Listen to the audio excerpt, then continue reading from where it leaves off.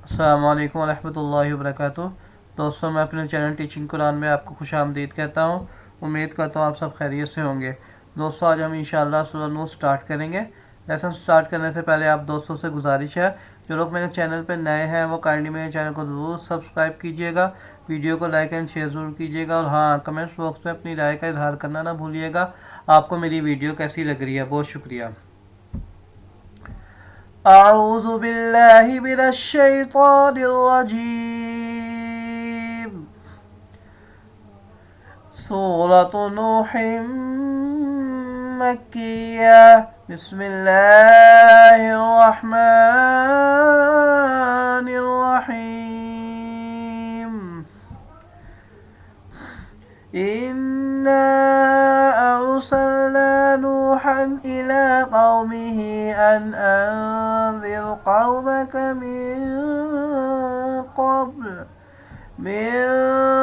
قبل أن يأتيهم عذاب أليم قال يا قوم إني لكم نذير مبين أن اعبدوا الله واتقوه وأطيعون يغفر لكم من ذنوبكم ويؤخركم إلى أجل مسمى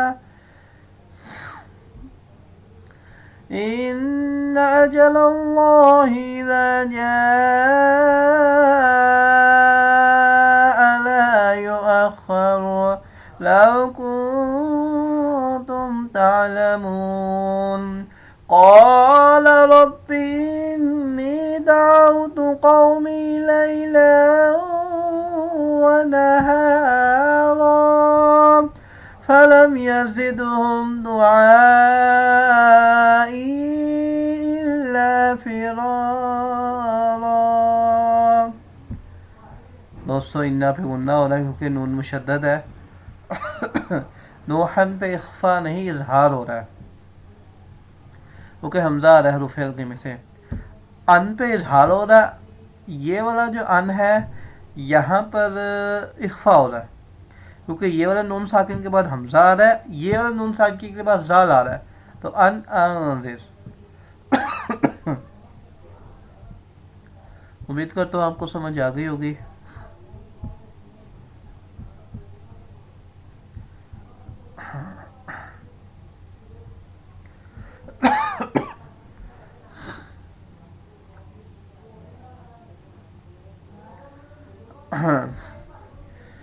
बिस्मिल्लाहिर्रहमानिर्रहीम इन्ना अरसलना नूहन इला कौमिही अन अंज़िर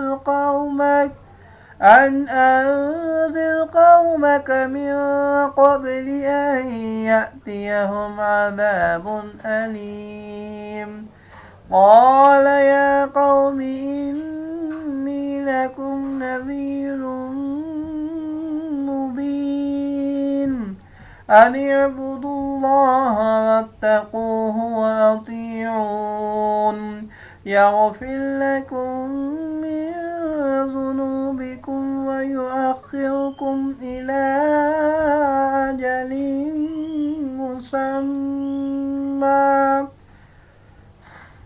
إن أجل الله إذا جاء لا يؤخر لو كنتم تعلمون قال رب إني دعوت قومي ليلا ونهارا فلم يزدهم دعائي إلا فرارا। एक और बात दोस्तों, यहाँ पे लायु अखर पे वक्फ़े लाजिम है, ये मीम है तो यहाँ पे वक्फ़े लाजिम है। जहाँ पे भी ये स्टॉप आ जाए, ये मीम का साइन आ जाए, ये वक्फ़े लाजिम, यहाँ पे हमने वक्फ़ लाजिम करना होता है। अगर हम वक्फ़ नहीं करेंगे तो हम गुनाहगार होंगे। आमन्तु बिल्लाहि सदक़ल्लाहुल अज़ीम। ओके दोस्तों, इंशाल्लाह मिलते हैं नेक्स्ट वीडियो में। अस्सलाम वालेकुम व रहमतुल्लाहि व बरकातुहू।